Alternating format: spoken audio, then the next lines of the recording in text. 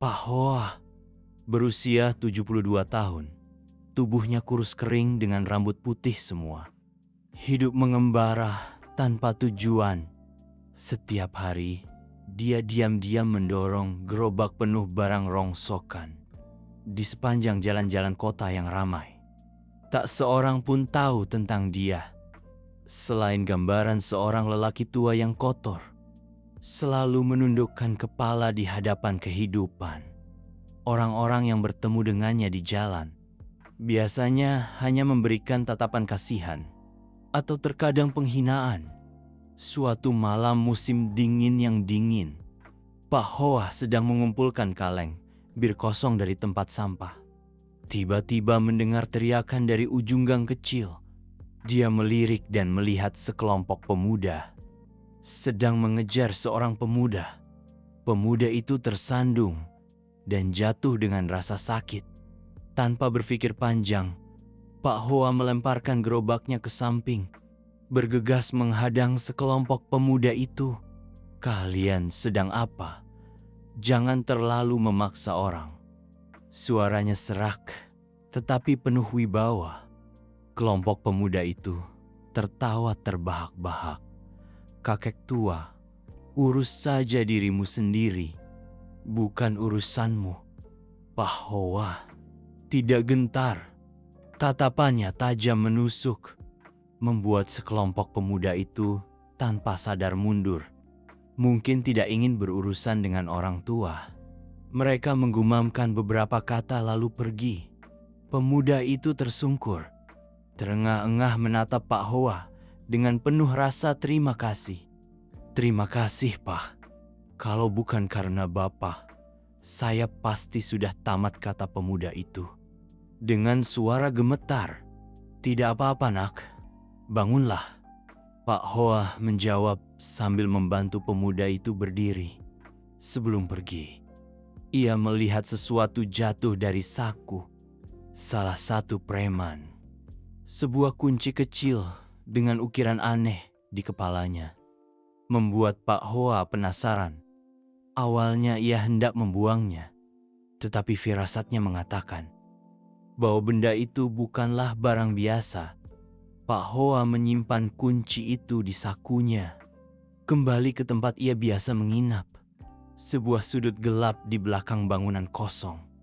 Sepanjang malam itu, ia tidak bisa tidur. Kunci itu mengingatkannya pada masa lalunya, tentang hari-hari ketika ia adalah orang yang berbeda, dengan keluarga yang bahagia, karier yang cemerlang dan masa depan yang cerah. Namun semuanya hancur setelah kematian putrinya yang tragis, yang kehilangan nyawanya dalam sebuah kasus di mana pelakunya yang sebenarnya tidak pernah tertangkap. Keesokan paginya, Tuan Hoa memutuskan untuk mencari tahu tentang kunci itu.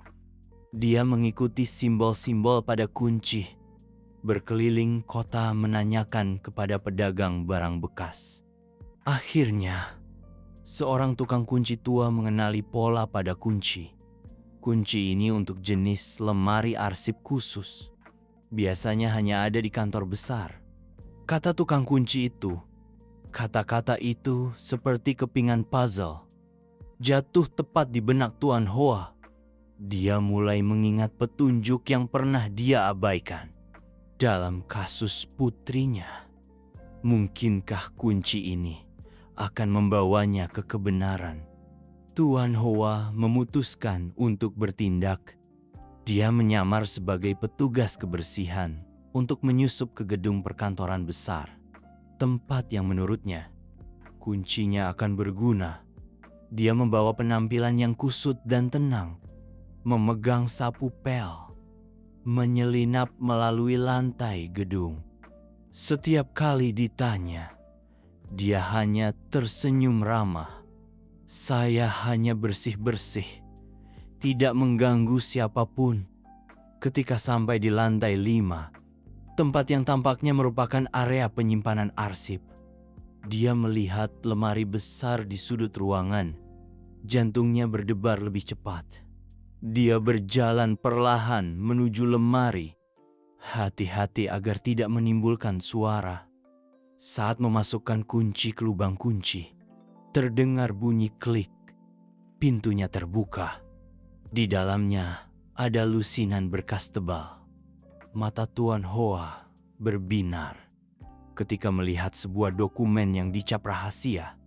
Dia dengan cepat mengambilnya, menyembunyikannya di tas kain tuanya, lalu meninggalkan gedung sebelum ada yang menyadari. Kembali ke tempat persembunyiannya, Tuan Hoa membuka dokumen itu dan mulai membaca. Setiap baris dalam dokumen seperti tusukan pisau di jantungnya. Ini adalah berkas kasus ketidakadilan 25 tahun lalu, di mana seorang pria bernama Tam dituduh membunuh. Tetapi bukti menunjukkan dia mungkin tidak bersalah. Yang lebih menakutkan adalah nama-nama yang muncul dalam berkas. Pejabat polisi dan pengusaha terkenal. Semuanya terlibat dalam menutupi kebenaran. Membalik halaman, Tuan Hoa tertegun saat melihat foto putrinya. Foto lama. Tetapi wajah gadis itu masih berseri-seri seperti dulu. Keterangan di bawah foto itu tertulis, korban potensial dalam kasus penyembunyian kejahatan. Potensial. Tuan Hoa mengerutkan kening, tangannya gemetar. Putri yang dia pikir hilang karena kecelakaan, ternyata mungkin terkait dengan orang-orang di balik kasus ini. Tatapan Tuan Hoa tiba-tiba menjadi tajam. Sepertinya pria tua itu tak berdaya seperti yang dilihat semua orang. Hanyalah sebuah topeng. Setelah 25 tahun mengubur masa lalu, Tuan Hoa tahu apa yang harus dia lakukan. Mencari kebenaran dan mengembalikan keadilan untuk putrinya. Berapapun harganya. Setelah membaca seluruh berkas, Tuan Hoa seperti mendapat kekuatan tambahan selama bertahun-tahun. Mengembara dan hidup dalam penderitaan, tidak mengaburkan pikirannya yang tajam. Di kepalanya, setiap petunjuk mulai diatur ulang, menjadi sebuah rencana. Jelas dia tahu, dia tidak bisa melakukan ini sendirian. Tetapi juga tidak dapat mempercayai AI apapun. Tuan Hong, Nge, Fan, pemuda yang pernah dia selamatkan dari kelompok preman. Melalui beberapa pertanyaan, dia menemukan Thang di asrama sekolah hukum. Ketika dia muncul, Thang sangat terkejut. "Pak Tua, Anda mencari saya ada urusan apa?" Thang bertanya, matanya penuh rasa terima kasih. "Saya membutuhkan bantuanmu," kata Tuan Hoa dengan suara rendah, tapi tegas. Dia menceritakan semuanya, dari kunci berkas hingga kematian putrinya. Meskipun Thang terkejut, merasakan keseriusan dan rasa sakit dalam setiap kata-katanya. Sebagai seorang mahasiswa hukum, Thang memahami dengan jelas bahwa ini bukan hanya kasus pribadi, tetapi juga sebuah cerita tentang kebobrokan sistem hukum. "Aku akan membantumu, tapi kita harus berhati-hati, karena orang-orang ini bisa sangat berbahaya." Thang setuju. Berkas tersebut mengungkapkan bahwa salah satu saksi penting dari kasus tersebut dulu adalah Ni Mai, seorang mantan pegawai di kepolisian yang telah pensiun bertahun-tahun yang lalu. Namun, Mai telah menghilang dari kota sejak kasus tersebut. Mengikuti alamat lama, Tuan Hoa dan Thang menemukan Mai hidup menyendiri di pedesaan terpencil. Pada awalnya, Mai tampak ragu-ragu dan menolak untuk mengungkapkan apapun. "Saya tidak ingin terlibat dalam hal ini lagi. Saya telah kehilangan segalanya karena mengatakan yang sebenarnya, katanya. Matanya penuh ketakutan. Tuan Hoa tidak menyerah. Dia duduk bersama Ni Mai sepanjang sore, menceritakan tentang rasa sakit kehilangan anaknya dan keinginannya untuk keadilan. Tang juga meyakinkan, mengatakan bahwa ini adalah kesempatan terakhir baginya untuk melakukan hal yang benar. Akhirnya Ni Mai luluh, mengungkapkan bahwa bukti awal kasus tersebut telah dihancurkan oleh sekelompok orang yang berkuasa, dan dalang utama adalah seorang pengusaha kaya bernama Vin Phat yang merupakan bos dari sebuah konglomerat besar. Mengetahui nama Vin Phat, Tuan Hoa dan Tang melanjutkan penyelidikan melalui informasi dari teman-teman Tang.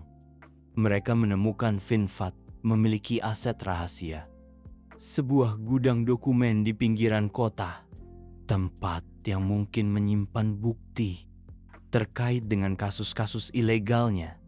Keduanya merencanakan untuk masuk ke gudang.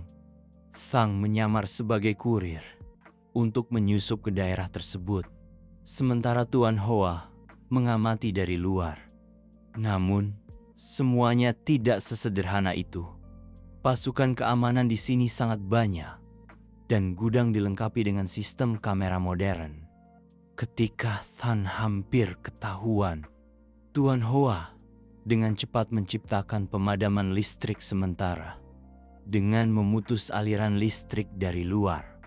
Memanfaatkan kesempatan itu, Tang dengan cepat menemukan file dokumen penting dan keluar.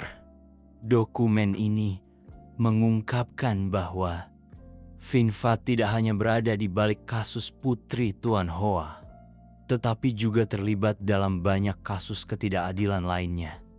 Halaman-halaman yang mencatat suap besar-besaran yang dia gunakan untuk memanipulasi polisi dan pengadilan. Sebuah foto dalam dokumen menunjukkan Vin Phat pernah menghadiri pesta 25 tahun yang lalu, di mana seorang tokoh istimewa hadir. Tuan Quang, seorang mantan kepala polisi yang sekarang sudah pensiun. Tuan Quang pernah dikenal sebagai orang yang terlibat langsung dalam kasus ketidakadilan. Putri Tuan Hoa. Tuan Hoa dan Tang mencari Tuan Quang. Meskipun dia awalnya menyangkal, tetapi ketika melihat Tuan Hoa membawa dokumen dan rekaman yang pernah dirahasiakan Nyonya Mai, rekaman rahasia yang disimpan Pak Quang tak terbantahkan. Betul, saya telah menyembunyikan semuanya karena saya dipaksa oleh Vin Phat. Dia memiliki terlalu banyak hal tentang saya. Tuan Quang mengakui dengan suara penuh penyesalan. Tuan Quang juga memberikan informasi penting. Pada saat kejadian, ada rekaman panggilan darurat dari seorang saksi telah dihapus dari berkas. Rekaman ini dapat membuktikan bahwa korban tidak bersalah dalam kasus tahun lalu. Namun, rekaman ini dianggap telah dihancurkan melalui penyelidikan lebih lanjut. Tuan Hoa dan Tang menemukan bahwa salinannya masih disimpan di gudang arsip lama polisi. Untuk mendapatkan rekaman ini, mereka harus menerobos masuk ke fasilitas. Tetapi kali ini, rencana itu terbongkar dan keduanya ditemukan oleh kelompok antek Vin Phat dalam pengejaran yang menegangkan. Tang terluka, sementara Tuan Hoa terpaksa menghadapi bahaya untuk menyelamatkan Tang. Keduanya akhirnya lolos, membawa rekaman berharga itu dengan semua bukti di tangan. Tuan Hoa dan Tang memutuskan untuk menuntut Vin Phat dan kaki tangannya. Meskipun Tang hanyalah seorang mahasiswa hukum, menerima tanggung jawab untuk menyiapkan dokumen dan meyakinkan sebuah firma hukum untuk bergabung dalam gugatan. Sementara itu, Tuan Hoa mencari korban lain dari Finfat untuk meyakinkan mereka untuk turut serta dalam perjuangan. Perjalanan menuntut keadilan Tuan Hoa dan Tang sekarang bukan lagi hanya kisah pribadi. Itu telah menjadi sebuah gerakan di mana orang-orang yang rentan berdiri bersama melawan ketidakadilan. Namun di depan mereka masih ada pertempuran yang sulit karena lawan mereka bukan hanya seorang pria, tetapi seluruh sistem yang busuk. Dokumen-dokumen yang dikumpulkan oleh Tuan Hoa dan Tan telah melukiskan gambaran yang jelas tentang jaringan kekuasaan yang dikendalikan oleh Finfat. Bukan hanya seorang pengusaha kaya, Finfat juga memimpin sistem manipulasi hukum dari polisi, pengacara, hingga hakim. Dia tidak hanya menyembunyikan kejahatannya, tetapi juga menggunakan kekuasaannya untuk membungkam mereka yang berani menentangnya. Ketika gugatan tersebut akan diungkapkan, Finfat segera bereaksi. Ia menyewa tim yang terdiri dari 5 pengacara terbaik untuk membela dirinya dan menggunakan semua koneksinya untuk menekan para pendukung Tuan Hoa. Suatu malam ketika Tang meninggalkan kantor hukum, dia dibuntuti oleh sekelompok orang secara rahasia. Dalam perjalanan pulang, mereka mencegat mobil Tang dan mengancamnya. Kau pikir kau bisa mengalahkan Finfat? Mundurlah dari kasus ini. Kalau tidak, kau dan orang tua itu tidak akan selamat. Tan kembali dalam keadaan panik, menceritakan semuanya kepada Tuan Hoa. Alih-alih ketakutan, Tuan Hoa justru tampak sangat tenang. Ini adalah cara mereka. Mereka menggunakan rasa takut untuk membuat kita mundur.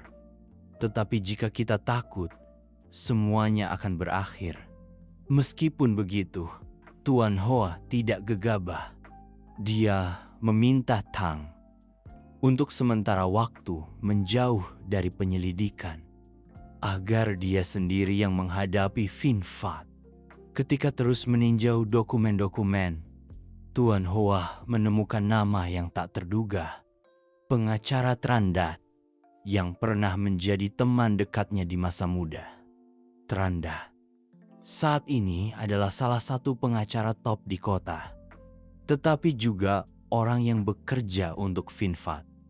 Dia pernah membantu Finfat menyembunyikan banyak transaksi ilegal selama lebih dari 25 tahun. Tuan Hoa mencari cara untuk bertemu Trandat di sebuah pesta amal yang dia hadiri. Dengan setelan jas tua, Tuan Hoa muncul di antara orang-orang kaya, menarik tatapan menghina dari segala arah. Ketika berhadapan dengan Trandat, dia berkata terus terang, "Dat, kita pernah berteman. Kau pernah berkata bahwa kau menjadi pengacara untuk menegakkan keadilan. Tapi sekarang, kau malah bekerja untuk orang seperti Finfat." Trandat tertawa sinis. Keadilan di masyarakat ini, keadilan hanyalah ilusi. Aku hanya melakukan pekerjaanku seperti AI lainnya. Tuan Hoa tidak menyerah. Aku tahu kau masih punya hati nurani. Kau tidak bisa hidup selamanya dalam kebohongan. Jika kau membantuku, kita bisa mengubah segalanya. Trandat diam. Meskipun dia tidak menjanjikan apapun, matanya menunjukkan keraguan. Tak lama kemudian, Tuan Hoa menerima panggilan telepon. Orang di ujung sana adalah Finfat sendiri. "Tuan Hoa, aku tahu apa yang kau lakukan. Tapi kau harus ingat, aku tidak hanya punya uang, Aku punya kekuasaan. Jika kau terus, kau tidak hanya akan kehilangan nyawamu, tetapi Thang juga akan berada dalam bahaya. Ancaman itu tidak membuat Tuan Hoa gentar. Itu hanya membuatnya semakin bertekad. Dia menjawab, Tuan Fat, uang dan kekuasaanmu tidak bisa menyembunyikan kebenaran selamanya. Aku telah hidup cukup lama untuk tahu bahwa keadilan mungkin terlambat, tetapi tidak pernah hilang. Menyadari bahwa dia tidak bisa menyerang Fin Fat secara langsung, Tuan Hoa mengubah strateginya. Dia dan Thang diam-diam mengumpulkan informasi tentang transaksi keuangan Fin Fat, khususnya suap untuk pejabat dan polisi, melalui seorang peretas muda yang dikenal Thang. Mereka menyusup ke sistem keuangan Fin Fat dan menemukan bukti tentang transfer uang ilegal. Sementara itu, Trandat, setelah banyak malam perenungan, memutuskan untuk berpihak pada Tuan Hoa. Dia memberikan informasi tentang dokumen penting yang telah coba disembunyikan oleh Fin Fat. Kontrak ditandatangani antara Fin Fat dan beberapa pejabat tinggi untuk memastikan keheningan dalam kasus tahun lalu. Namun, ketika Tuan Hoa berencana untuk mempublikasikan dokumen, dia jatuh ke dalam perangkap sebuah pertemuan diatur dengan saksi penting. Ternyata adalah rencana Fin Fat. Tuan Hoa diculik dan dibawa ke gudang kosong. Di sana, Fin Fat berkonfrontasi langsung dengannya. Dia mencemooh, kau benar-benar semut kecil yang ingin menggulingkan seluruh langit, tapi semua upayamu akan sia-sia. Keadilan hanyalah lelucon. Meskipun diancam, Tuan Hoa tetap menatap dingin. Kau bisa membunuhku, tapi kau tidak bisa membunuh kebenaran. Tepat pada saat itu, polisi menyerbu gudang. Thang dan Tran diam-diam telah melaporkan, yang menyebabkan Fin Fat tertangkap basah. Dalam kekacauan, Tuan Hoa diselamatkan, tetapi Fin Fat masih lolos dari hukuman karena kurangnya bukti langsung. Meskipun gagal dalam menangkap Fin Fat, Tuan Hoa tidak menyerah. Dia dan Thang terus mempublikasikan bukti ke media, memberi tekanan pada sistem hukum. Para korban Fin Fat juga mulai berdiri, mengubah perjuangan Tuan Hoa menjadi gerakan anti korupsi besar. Secara nasional, musuh dalam kegelapan, meskipun kuat, mulai merasakan tekanan dari cahaya keadilan. Tetapi Tuan Hoa tahu bahwa pertempuran sebenarnya masih ada di depan. Setelah lolos dari bahaya dan memberi tekanan kuat pada sistem, Tuan Hoa memulai perjalanan meninjau kembali masa lalu, berfokus pada rahasia yang telah terkubur selama 25 tahun. Rekaman panggilan darurat yang dia temukan dari arsip lama telah menjadi kunci penting. Tapi itu hanya sebagian dari kebenaran. Dia dan Thang mencari orang yang melakukan panggilan. Dahulu Tuan Lok, seorang pelayan di restoran tempat putri Tuan Hoa pernah bekerja. Sebelum meninggal, Tuan Lok sekarang hidup dalam kemiskinan dan menderita banyak penyakit. Ketika ditanya, Tuan Lok awalnya tampak ketakutan dan menolak untuk mengatakan apapun. Aku tidak ingin terlibat dalam hal ini lagi. Aku sudah cukup diancam, kata Tuan Lok. Matanya menghindar. Tetapi ketika Tuan Hoa mengeluarkan rekaman itu dan menceritakan tentang kematian putrinya yang tidak adil, Pak Lok perlahan melunak. Dia mengakui bahwa dia telah menyaksikan perkelahian di restoran. Pada malam kejadian, seorang pria telah mengancam putri Tuan Hoa. Tetapi kemudian masalahnya diselesaikan. Tidak lama, kemudian dia menghilang dan ditemukan tewas. Pria itu tak lain adalah Vin Phat. Cerita Tuan Lok semakin memperkuat kecurigaan Tuan Hoa. Kematian putrinya bukanlah kecelakaan, melainkan konspirasi. Diatur untuk menyembunyikan sesuatu yang lebih besar. Melalui bukti keuangan yang ditemukan oleh Tang dan Pretas. Dia menemukan putrinya secara tidak sengaja mengetahui bahwa Vin Phat dan rekan-rekannya menggunakan restoran sebagai tempat pencucian uang. Hal ini membuatnya menjadi ancaman besar bagi mereka. Khususnya Pak Hoa menemukan surat dari putrinya. Dikirim beberapa hari sebelum dia meninggal. Tetapi surat itu tidak pernah sampai ke tangannya.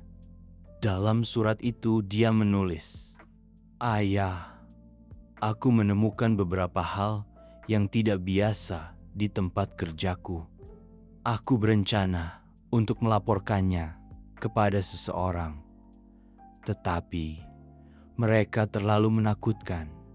Jika terjadi sesuatu padaku, ayah, jangan menyerah."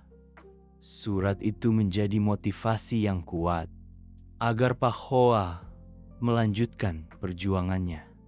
Dalam perkembangan yang tak terduga, Trandat, orang yang pernah berpihak pada Vin Phat, memutuskan untuk memberikan informasi lebih lanjut. Dia mengungkapkan bahwa kasus tahun lalu masih memiliki saksi lain. Seorang mantan polisi bernama Min yang pernah melakukan penyelidikan awal, tetapi kemudian dipaksa untuk berhenti karena melanggar peraturan. Pak Hoa dan Tang mencari Min. Sekarang menjadi sopir taksi. Min awalnya menolak untuk bekerja sama, menganggap semuanya sudah terlambat untuk membalikkan kasus ini. Kau tidak mengerti, Hoa. Mereka bukan hanya beberapa orang jahat, tetapi seluruh sistem. Saya telah mencoba, tetapi pada akhirnya aku kehilangan pekerjaan, kehilangan keluargaku, kehilangan semua kehormatan. Tetapi ketika Pak Hoa menyebutkan putrinya dan rasa sakit yang telah dideritanya selama 25, Ming terdiam. Dia mengakui bahwa dia masih menyimpan salinan berkas investigasi. Awalnya, termasuk bukti DNA yang hilang dalam kasus tersebut. Salinan ini mungkin bisa menjelaskan pembunuhan putri Pak Hoa untuk menutupi petunjuk.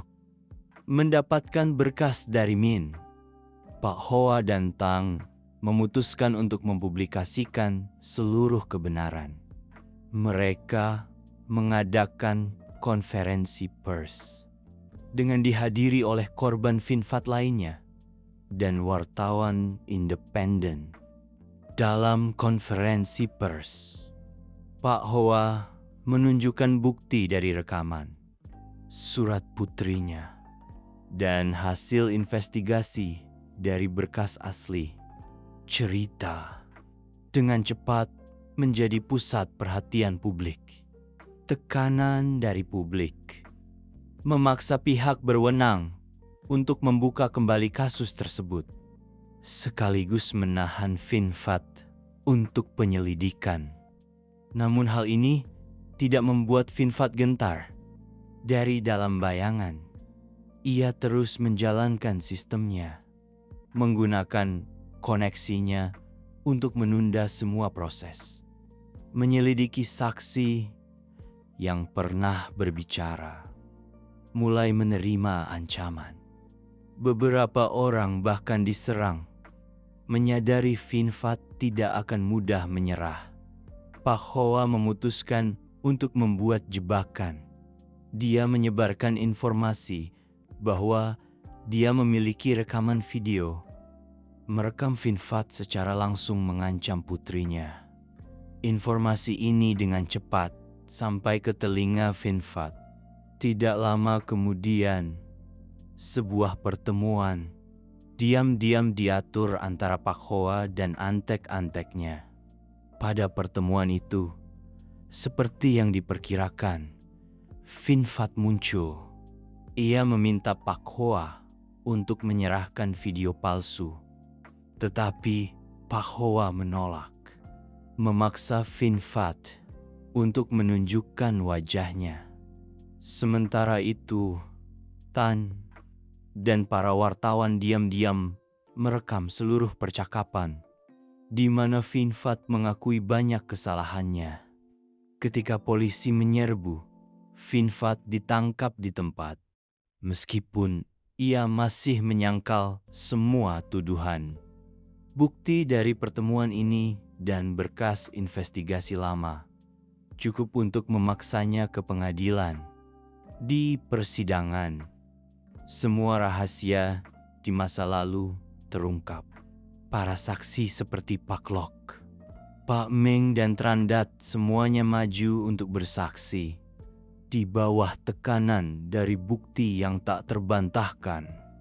Finfat dan kaki tangannya terpaksa mengaku bersalah. Putri Pak Hoa akhirnya dibebaskan. Kematiannya tidak hanya menjadi simbol untuk menuntut keadilan, tetapi juga memicu gerakan anti korupsi di masyarakat. Setelah persidangan, Pak Hoa kembali ke kehidupan sederhananya. Tetapi sekarang, dia bukan lagi orang tak dikenal yang terlupakan. Ceritanya telah menjadi inspirasi bagi banyak orang lain untuk melawan ketidakadilan. Pada suatu pagi yang damai, Pak Hoa melihat ke atas. Foto putrinya meletakkan tangannya di atas hatinya dan berbisik, "Ayah sudah berhasil, nak." Hari pengadilan Finfat dan kaki tangannya menjadi peristiwa hukum yang menarik perhatian seluruh bangsa. Ruang sidang penuh sesak dari wartawan, pengacara hingga korban yang pernah diancam oleh Finfat. Pak Hoa dalam setelan jas tuanya yang disiapkan oleh Tan memasuki ruang sidang dengan ketenangan yang luar biasa. Pengacara Finfat memulai dengan menyangkal semua tuduhan, mengklaim bahwa ini hanyalah kesalahpahaman dan tidak ada bukti yang meyakinkan. Tetapi ketika bukti disajikan satu persatu, rekaman, salinan berkas investigasi, dan khususnya kesaksian para saksi, semua pembelaannya secara bertahap kehilangan efektivitasnya. Ketika rekaman dari pertemuan rahasia diputar di pengadilan, seluruh ruang sidang terdiam. Dalam rekaman, Finfat mengakui telah menggunakan uang untuk menutupi banyak kejahatan, termasuk pembunuhan untuk membungkam petunjuk. Giliran Pak Hoa, meskipun bukan pengacara yang diizinkan untuk berbicara, sebagai perwakilan korban, dia berdiri di depan juri. Suaranya serak tetapi tegas. 25 tahun yang lalu, putri saya meninggal. Tidak hanya karena satu orang jahat, tetapi juga karena kebisuan seluruh sistem. Saya telah kehilangan segalanya, tetapi saya tidak menyerah. Karena keadilan bukanlah konsep abstrak. Itu adalah sesuatu yang harus kita perjuangkan setiap hari, dengan seluruh hidup kita. Seluruh ruang sidang terdiam. oleh kata-katanya yang penuh emosi.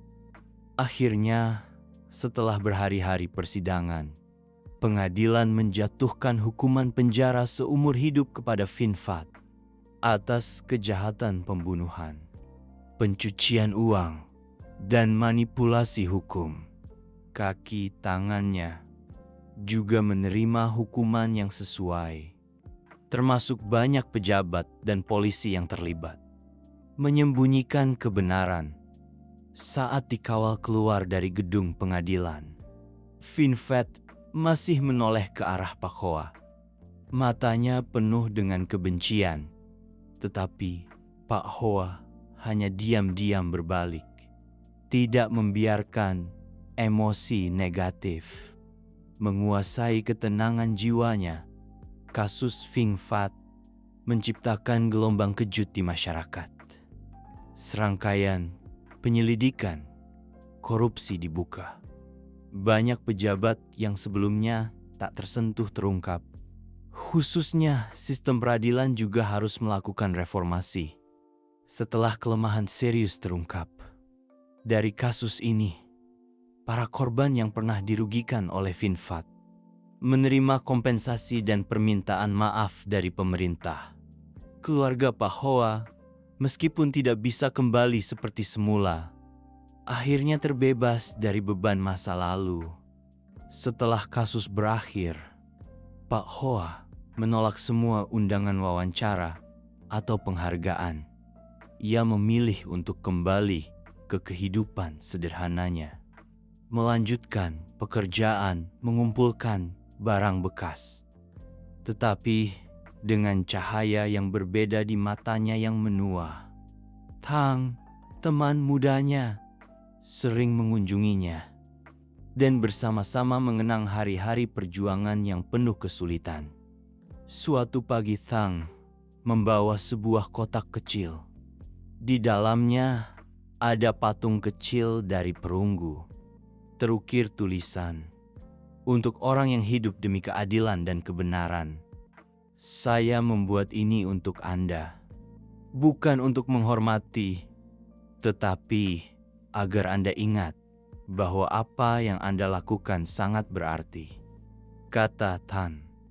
Pak Hoa tersenyum tipis, meletakkan patung itu di atas meja, lalu menyesap tehnya. "Terima kasih, Tan. Tetapi hal yang paling berarti bagi saya adalah putri saya dibebaskan. Mulai sekarang saya bisa hidup damai."